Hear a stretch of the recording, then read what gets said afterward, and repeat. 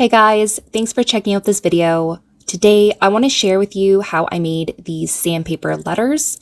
I made a few silly hiccups along the way, so hoping this video will help you to not make the same mistakes as me. So I'm going to show you how I used some wooden coasters, sandpaper, and a Cricut machine to make these letters.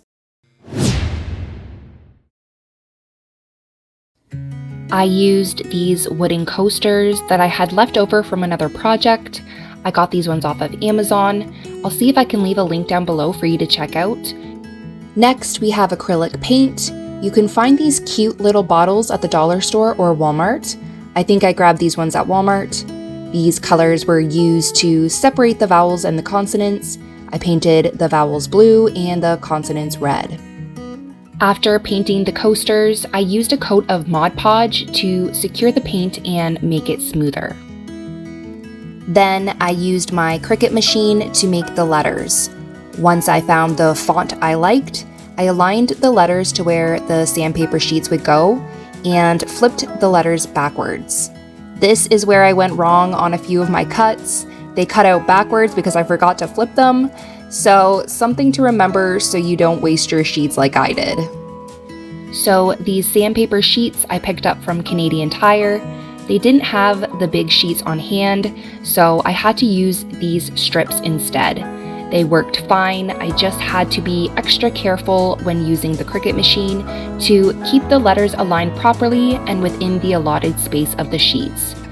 Then I used the strong grip Cricut board to put the sandpaper sheets on.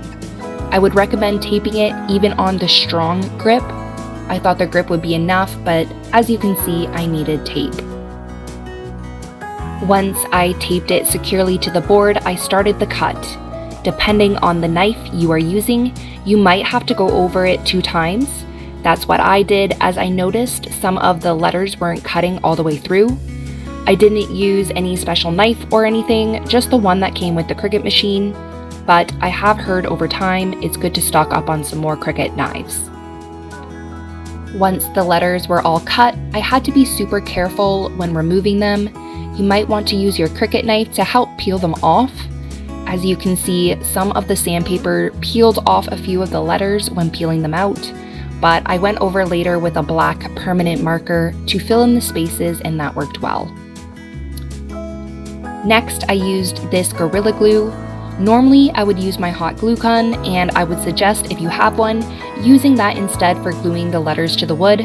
At the time, I could not find where mine went anywhere, so I opted for this stuff, which I regret. I do not recommend the Gorilla Glue. Gorilla Glue expands when it's drying, and the turnout was really disappointing. As you can see, the glue seeped out of the edges when dried. Definitely not the look I was going for. Thankfully, it was only the vowels that got ruined because I continued on the next day with the rest of the gluing. So I had Elmer's glue that I got from the dollar store, which I wish I had used first, but for some reason I didn't think this glue would be strong enough when dealing with wood, but I have been pleasantly surprised that it is still working months later.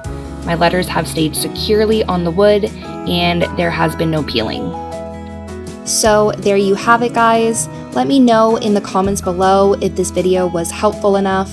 I'm hoping in the future I'll be able to share with you how I'm using these letters to teach letter sounds to my kids. In the meantime, I still need to make the capital letter ones. So if you liked this video, please consider liking and subscribing and hitting the notification bell, as I have a ton of ideas to help make learning fun for you, your toddlers, and preschoolers. With that being said, thank you so much for watching.